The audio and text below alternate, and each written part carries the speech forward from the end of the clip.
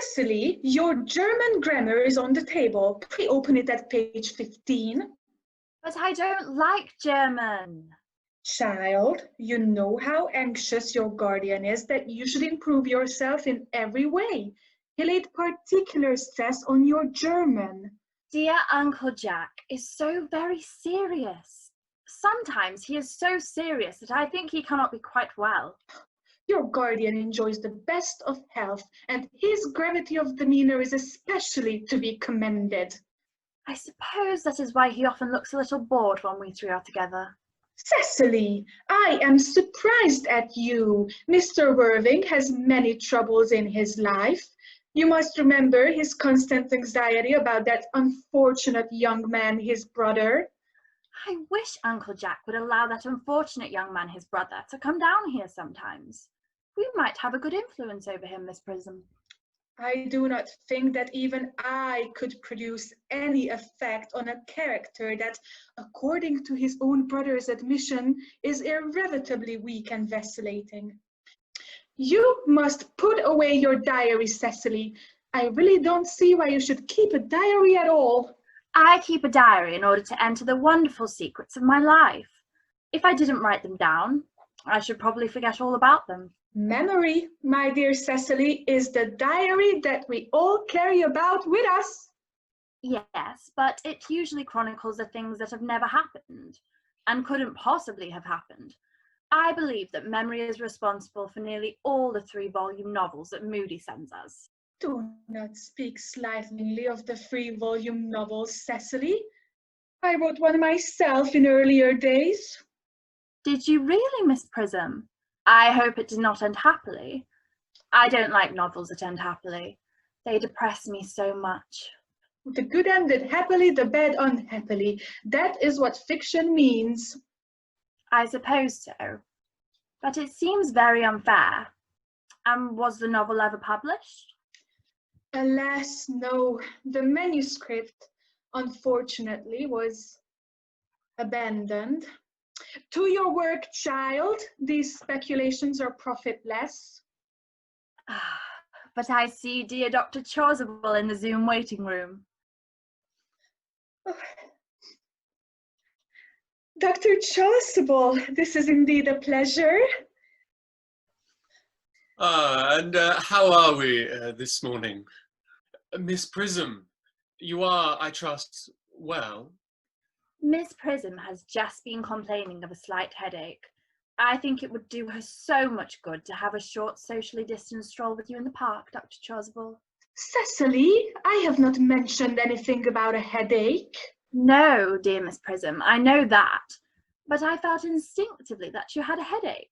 Indeed, I was thinking about that and not about my German lesson when the rector came in. Well, I do hope, Cecily, you're not being inattentive.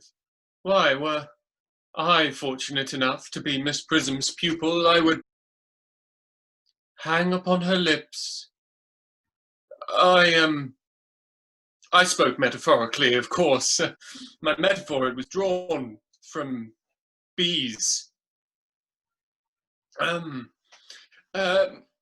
Worthing, I suppose, has not yet returned from town. We do not expect him till Monday afternoon. Ah, yes. He usually likes to spend his Sundays in London. He is not one of those whose sole aim is enjoyment, as by all accounts that unfortunate young man, his brother, seems to be. I shall see you both, no doubt, at evensong. I think, dear doctor, I will have a socially distanced stroll with you. I find I have a headache after all, and a walk might do it good. With pleasure, Miss Prism, with pleasure. Cecily, you will read your political economy in my absence.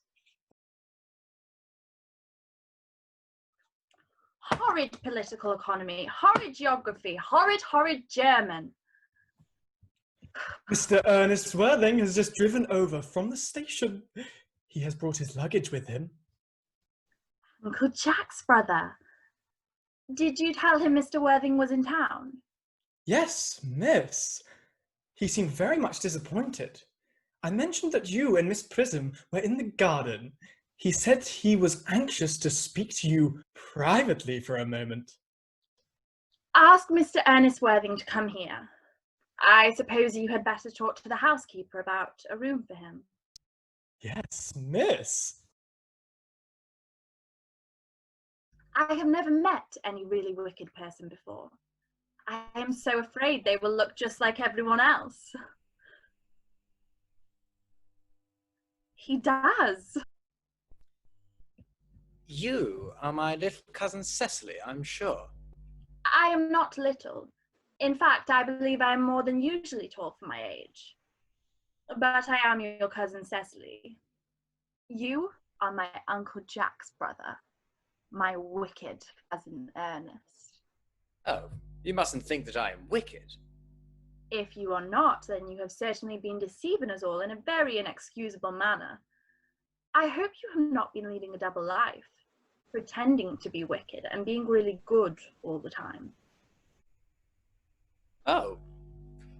Of course, I've been rather reckless. In fact, now that you mention the subject, I've been very bad in my own small way.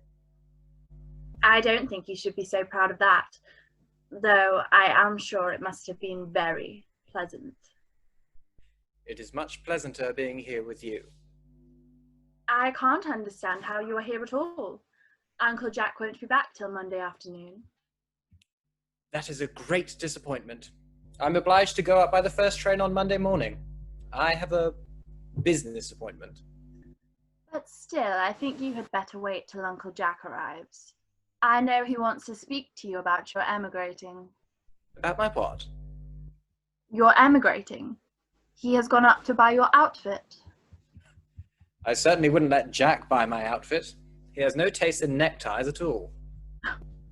I don't think you'll require neckties. Uncle Jack is sending you to Australia. Australia? I'd sooner die. Well, he said at dinner on Wednesday night that you would have to choose between this world, the next world, and Australia. Oh. Well, this world is good enough for me, Cousin Cecily. Yes, but are you good enough for it?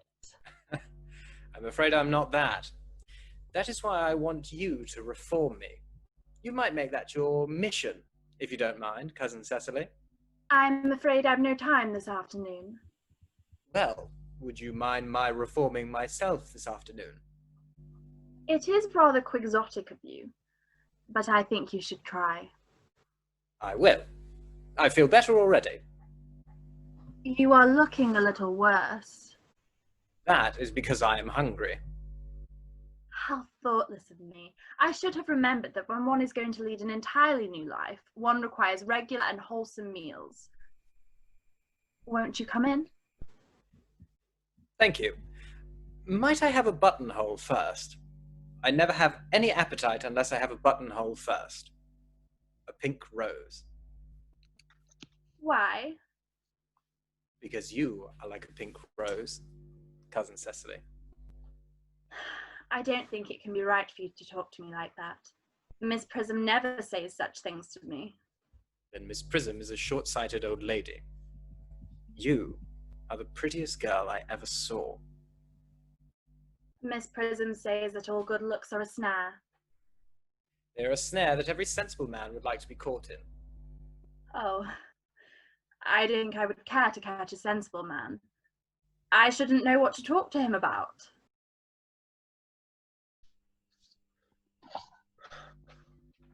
You are too much alone, dear Dr. Chasuble.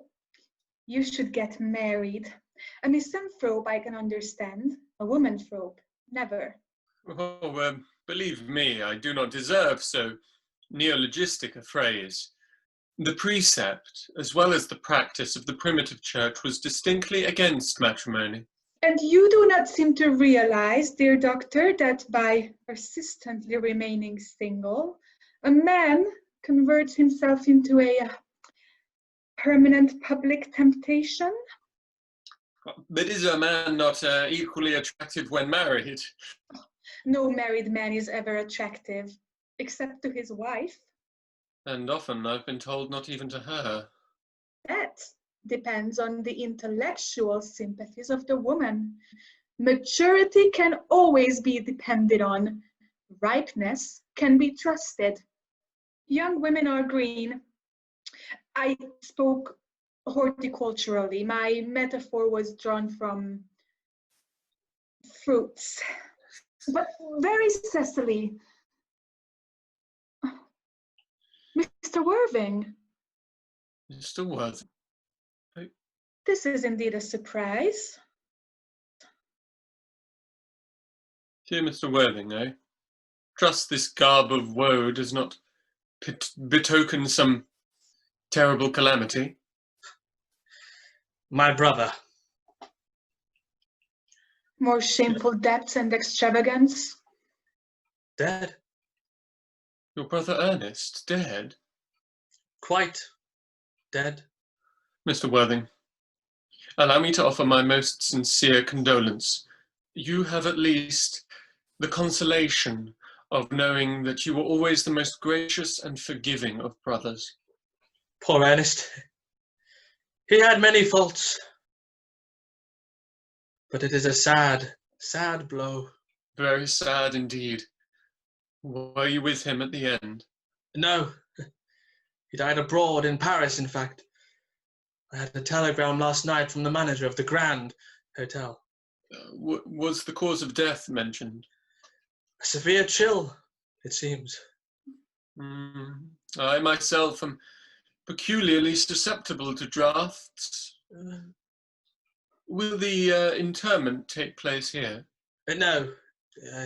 He seems to have expressed a desire to be buried abroad. Abroad? Well, that hardly points to any serious state of mind at the last. You will no doubt wish for me to make some sort of allusion to this tragic domestic affliction next Sunday. My sermon on the meaning of the manna in the wilderness can be adapted to almost any occasion, joyful, or, as the current case may be, distressing. Yes, I've preached it at harvest celebrations, christenings, confirmations, days of humiliation, and festival days. That reminds me. You mentioned christenings, I think, Dr. Chasuble. I suppose you know how to christen all right. I mean, of course, you are continually christening, aren't you? Is there any particular infant in which you are interested, Mr. Worthing? Your brother was, I believe, unmarried, was he not? Oh, yes. But it is not for any child, dear doctor. I am very fond of children. No, the fact is, I would like to be christened myself this afternoon, if you have nothing better to do. But surely, Mr. Worthing, you've been christened already. I don't remember a thing about it. But do you have any grave doubts on the subject? Oh, I certainly intend to have. Of course, I don't know if the thing would bother you in any way, or you think I am a little too old now. Not at all. At what hour would you wish the ceremony performed? Would 5:30 do? Admirably. And now, Mr. Worthing, I shall intrude no longer upon this house of sorrow. Remember, what seem to us bitter trials are often blessings in disguise. This seems to me a blessing of an extremely obvious kind.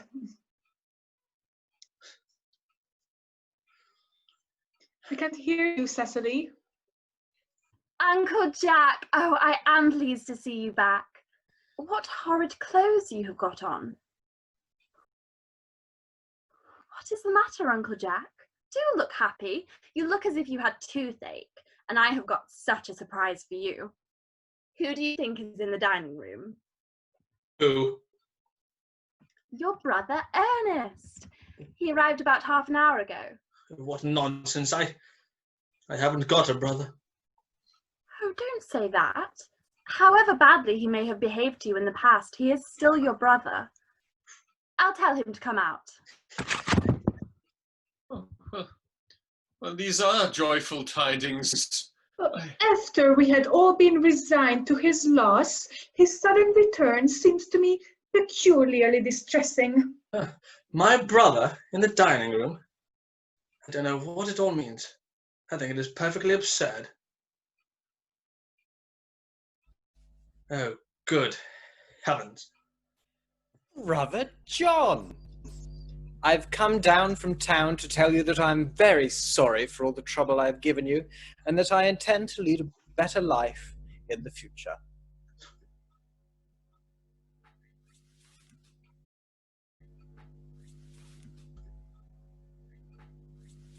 Uncle Jack, you are not going to refuse your own brother's hand. Nothing will induce me to take his hand. I think his coming down here disgraceful. He knows perfectly well why. Uncle Jack, do be nice. There is some good in everyone. Ernest has just been telling me about his poor friend, Mr. Bunbury. Oh, ha. He has been talking about Bunbury, has he? Yes, he has told me all about poor Mr. Bunbury and his terrible state of health. Bunbury! Ha. Well, I won't have him talk to you about Bunbury or anything else. Of course, I admit that the faults were all on my side, but I must say that I think that Brother John's coldness to me is peculiarly painful. Uncle Jack, if you don't shake hands with Ernest, I will never forgive you. Well, this is the last time I shall ever do it. Oh, it is pleasant, is it not, to see so perfect a reconciliation? I think we might leave the two brothers together. Cecily, you will come with us. Certainly, Miss Prism. My little task of reconciliation is over. Oh, you have done a beautiful action today, dear child. We must not be premature in our judgments. You young scoundrel, Algie. You must get out of this place as soon as possible. I don't allow any bumbering here. I have put Mr. Ernest's luggage in the room next to yours, sir. I suppose that is all right. His luggage? Yes, sir. 3 portmanteaus, a dressing case, 2 hat boxes, and a large luncheon basket. I'm afraid I can't stay more than a week this time. Merriman, order the dog cart at once. Mr. Ernest has suddenly been called back to town. Yes, sir. I have not been called back into town at all.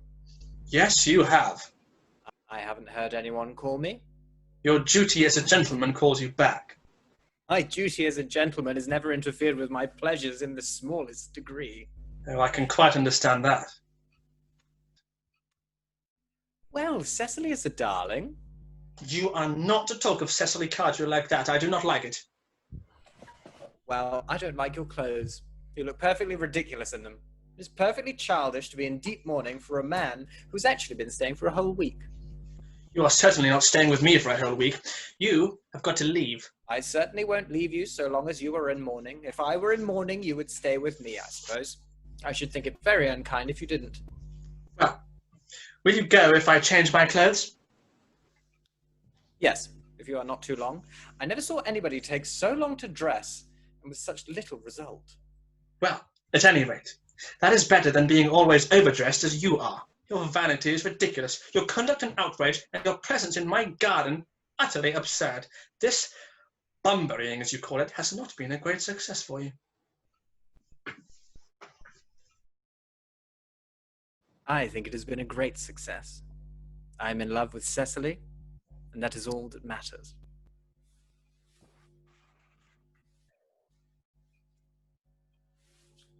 There she is. Oh, I merely came to water the roses. I thought you were with Uncle Jack. He's gone to order the dog cart for me. He's going to send me away. Then have we got to part? I'm afraid so. It is always painful to part from people whom one has known for a very brief space of time. The absence of old friends one can endure with equanimity, But even a momentary separation from anyone to whom one has just been introduced is almost unbearable. The dog cart is at the door, sir. It can wait, Merriman. Yes, miss. I hope, Cecily, I shall not offend you if I state quite frankly and openly that you seem to me to be in every way the visible personification of absolute perfection. I think your frankness does you great credit, Ernest. If you will allow me, I will copy your remarks into my diary. You really keep a diary? I'd give anything to look at it, may I? No. You see, it's simply a very young girl's record of her own thoughts and impressions, and consequently meant for publication. But pray, Ernest, don't stop. I delight in taking down from dictation. I have reached absolute perfection. You can go on. I am quite ready for more.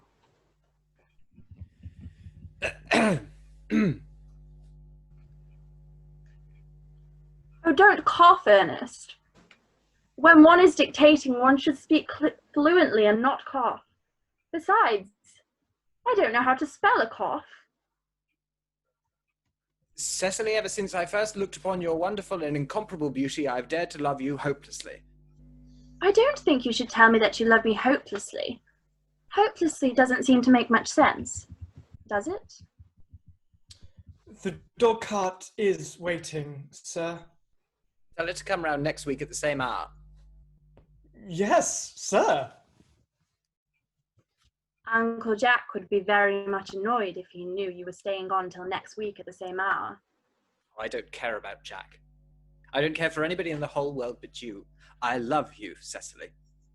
You will marry me, won't you? You silly boy. Of course. Why, we have been engaged for the last 3 months. For the last 3 months? Yes, it will be exactly 3 months on Thursday. But how did we become engaged? Well, ever since dear Uncle Jack first confessed to us that he had a younger brother who was very wicked and bad, you, of course, have formed the chief topic of conversation between myself and Miss Prism. And, of course, a man who is much talked about is always very attractive. I dare say it was foolish of me, but I fell in love with you, Ernest. Darling. And when was the engagement actually settled? On the 14th of February last. The next day, I bought this little ring in your name, and this is the little bangle with the true lover's knot I promised you always to wear. Did I give you this? Yes, you've wonderfully good taste, Ernest. And this is the box in which I keep all your dear letters. But my own sweet Cecily, I've never written you any letters. You need hardly remind me of that, Ernest. I remember only too well that I was forced to write your letters for you. I wrote always 3 times a week, and sometimes oftener. Oh, do let me read them, Cecily. I couldn't possibly. The 3 you wrote me after I had broken off the engagement are so beautiful and so badly spelled that even now I can hardly read them without crying a little. Was our engagement ever broken off? Of course it was. On the 22nd of last March. You can see the entry if you like. Today I broke off my engagement with Ernest. I feel it better to do so. The weather still continues charming. Why on earth did you break it off? What had I done? Cecily, I'm very much hurt indeed to hear you broke it off, particularly when the weather was so charming. It would hardly have been a really serious engagement if it hadn't been broken off at least once. But I forgave you before the week was out. Perfect angel you are, Cecily. You dear romantic boy. I hope your hair curls naturally. Does it? Yes, darling, with a little help from others. I am so glad. You'll never break off our engagement again, Cecily. I don't think I could break it off now that I've actually met you. Besides, of course, there is the question of your name. Yes, of course. You must not laugh at me, darling, but it had always been a girlish dream of mine to love someone whose name was Ernest. I pity any poor woman whose husband is not called Ernest. Well, my dear child, do you mean to say you could not love me if I had some other name? But what name? Oh, any name you like. Algernon, for instance. But I don't like the name of Algernon. Well, my own dear, sweet, loving little darling, it is not a bad name at all. In fact, it's rather an aristocratic name. If my name was Algie, couldn't you love me? I might admire your character, but I fear that I should not be able to give you my undivided attention. Cecily, your rector here is, I suppose, thoroughly experienced in the practices of all rites and ceremonies of the church. Oh, yes. He has never written a single book, so you can imagine how much he knows. I see him at once on a most important christening. I mean, on most important business. I shan't be away more than half an hour. Considering that we have been engaged since February the 14th, and that I only met you today for the first time, I think it is rather hard that you should leave me for so long a period as half an hour. I'll be back in no time. What an impetuous boy he is. I must enter his proposal in my diary. A Miss Fairfax has just called to see Mr. Worthing on very important business. Isn't Mr. Worthing in his library? Mr. Worthing went over in the direction of the rectory some time ago. Pray, ask the lady to come out here. Mr. Worthing is sure to be back soon. And you can bring tea. Yes, miss. Miss Fairfax. I suppose one of the many good elderly women who are associated with Uncle Jack in some of his philanthropic work in London. I don't quite like women who are interested in philanthropic work. I think it is so forward of them. Miss Fairfax. Pray, let me introduce myself to you. My name is Cecily Cardew. Cecily Cardew. What a very sweet name. Something tells me that we are going to be great friends. I like you already more than I can say. My first impressions of people are never wrong. How nice of you to like me so much after we have known each other such a comparatively short time. Pray, sit down. Perhaps this might be a favourable opportunity for my mentioning who I am. My father is Lord Bracknell. You've never heard of Papa, I suppose. I don't think so. I think it is quite as it should be. Cecily, Mamma has brought me up to be extremely short-sighted, so do you mind my looking at you through my glasses? Oh, not at all, Gwendolen. I am very fond of being looked at.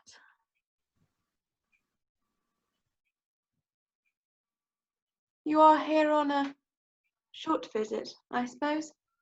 Oh no, I live here. Really? Your mother, no doubt, or some female relative of advanced years resides here also? Oh no, I have no relations. Indeed. My dear guardian, with the assistance of Miss Prism, has the arduous task of looking after me. Your guardian? Yes, I am Mr. Worthing's ward. Ah, 'tis strange he never mentioned to me that he had a ward. He grows more interesting hourly. I'm not sure, however, that the news inspires me with feelings of unmixed delight. I'm very fond of you, Cecily, but I am bound to state that now that I know that you are Mr. Worthing's ward, I cannot help expressing a wish you were, well, just a little older than you seem to be, and not quite so very alluring in appearance. In fact, if I may speak candidly, I think that whenever one has anything unpleasant to say, one should always be quite candid. well, to speak with perfect candour, Cecily, I wish that you were fully 42 and more than usually plain for your age. Ernest has a strong, upright nature, but even men of the noblest possible moral character are extremely susceptible to the influence of the physical charms of others. I beg your pardon, Gwendolen. Did you say Ernest? Yes. Oh, but it is not Mr. Ernest Worthing who is my guardian. It's his brother. Ernest never mentioned to me that he had a brother. I am sorry to say they have not been on good terms for a long time. That accounts for it. Now that I think of it, I've never heard any man mention his brother. Cecily, you have lifted a load from my mind. Would have been terrible if any cloud had come across a friendship like ours, would it not? Of course, you are quite sure that it is not Mr. Ernest Worthing who is your guardian. Quite sure. In fact, I am going to be his. I beg your pardon. Dearest Gwendolen, there is no reason why I should make a secret of it to you. Mr. Ernest Worthing and I are engaged to be married. My darling Cecily, I think there must be some slight error. Mr. Ernest Worthing is engaged to me. I am afraid that you must be under some misconception. Ernest proposed to me exactly 10 minutes ago. It is certainly very curious, for he asked me to be his wife yesterday afternoon at 5:30. If you would care to verify the instant, pray do so. I'm so sorry, dear Cecily, if it is any disappointment to you, but I'm afraid I have the prior claim. But I feel bound to point out that since Ernest proposed to you, he has clearly changed his mind. If the poor fellow has been entrapped into any foolish promise, I shall consider it my duty to rescue him at once. Whatever unfortunate entanglement my dear boy may have gotten into, I will never approach him with it after we are married. Do you allude to me, Miss Cardew, as an entanglement? On an occasion of this kind, it becomes more than a moral duty to speak one's mind. It becomes a pleasure. Do you suggest, Miss Fairfax, that I entrapped Ernest into an engagement? How dare you? This is no time for wearing the shallow mask of manners. When I see a spade, I call it a spade. I am glad to say that I have never seen a spade. It is obvious that our social spheres have been widely different.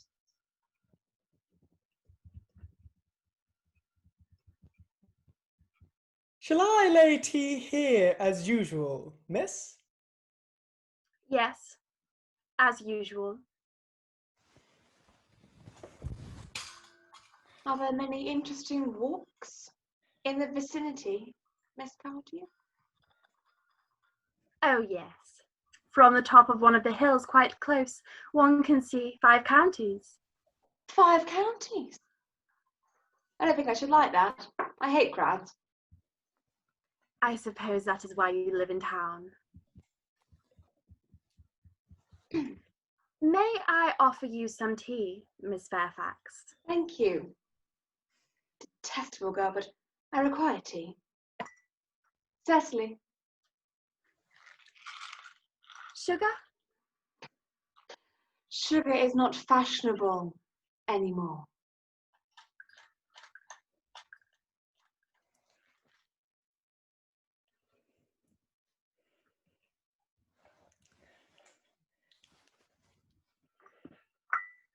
Cake or bread and butter? Bread and butter, please.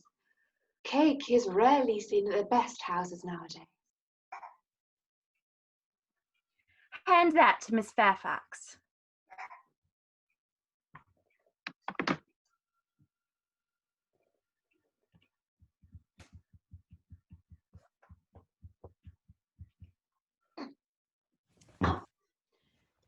have filled my tea with lumps of sugar, and though I asked most distinctly for bread and butter, you have given me cake.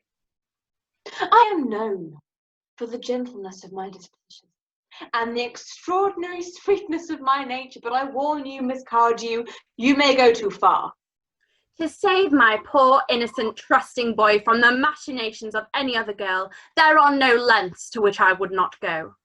The moment I saw you, I distrusted you. My first impressions of people are invariably right. It seems to me, Miss Fairfax, that I am trespassing on your valuable time. No doubt you have many other calls of a similar character to make in the neighbourhood. Ernest! My own Ernest! Gwendolen, darling. A moment. May I ask if you are engaged to be married to this young lady? To dear little Cecily? Of course not. I knew there must be some misunderstanding, Miss Fairfax. The gentleman whose arm is at present round your waist is my guardian, Mr. John Worthing. I beg your pardon? This is Uncle Jack. Jack? Oh.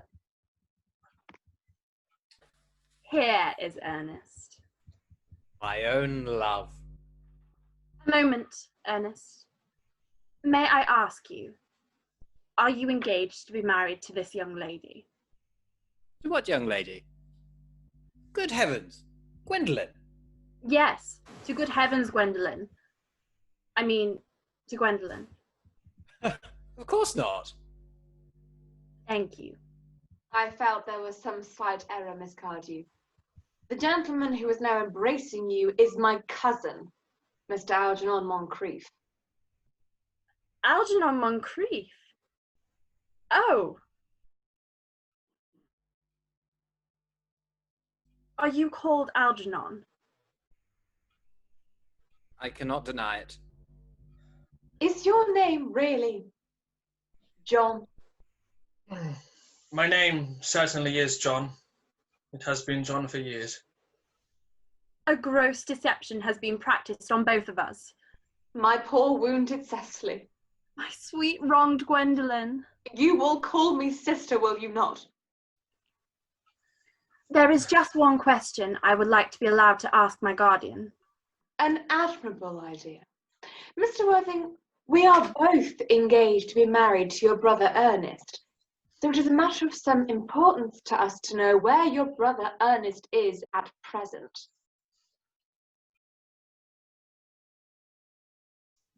Gwendolen. Cecily.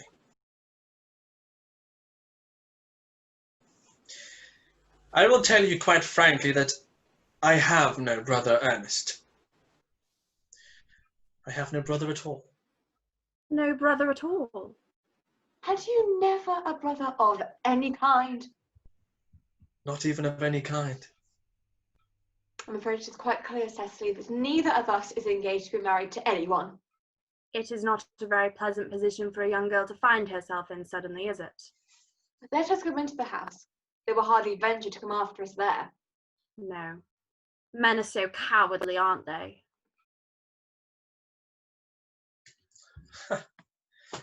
This ghastly state of things is what you call bumbering, I suppose. Yes. The most wonderful bunbury I've ever had in my life! You've no right whatsoever to bunbury here. One has a right to bunbury wherever one chooses. Every serious bunbury knows this. Serious bunburyist? Good heavens.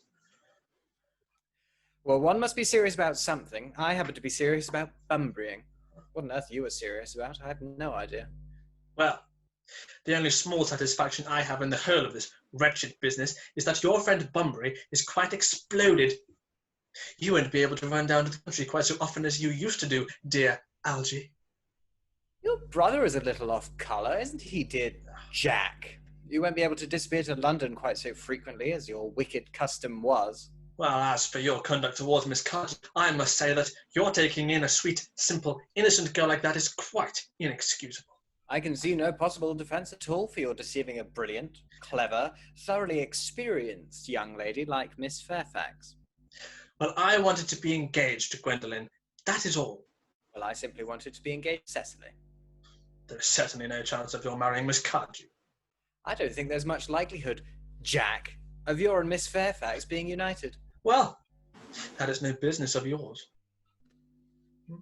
If it was my business, I wouldn't talk about it. It is very vulgar to talk about one's business. How can you sit there calmly eating muffins when we are in this horrible trouble? I can't make out. You seem to me to be perfectly heartless. Well, I can't eat muffins in an agitated manner. One should always eat muffins calmly. I say, it's perfectly heartless you're eating muffins at all under the circumstances.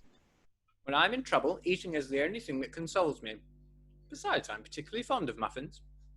Well, that is no reason why you should eat them at all in that greedy way. I wish you would have tea cake instead. I don't like tea cake. Good heavens. I suppose a man may eat his own muffins in his own garden, But you have just said it was perfectly heartless to eat muffins in one's own garden. I said it was perfectly heartless of you under the circumstances. That may be, but the muffins are the same.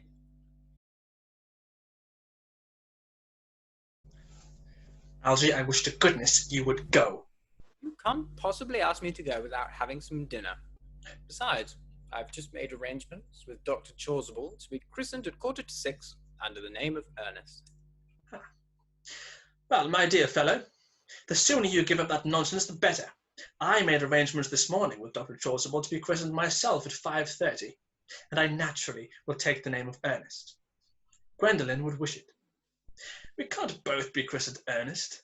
There is no evidence at all that I have ever been christened by anybody. I should think it extremely probable I never was, and so does Dr. Chasuble. You have been christened already. Quite so. I know my constitution can stand it. I must say that I think it is rather dangerous you're venturing on it now. It might make you very unwell. You can hardly have forgotten that someone very closely connected to you was very nearly carried off this week in Paris by a severe chill. Yes, but you said yourself that a severe chill was not hereditary. It usedn't to be, I know, but I dare say it is now. Science is always making wonderful improvements of things, is it not? Oh, you are always talking nonsense. Why don't you go? I haven't finished my muffin yet. And there is still one muffin left.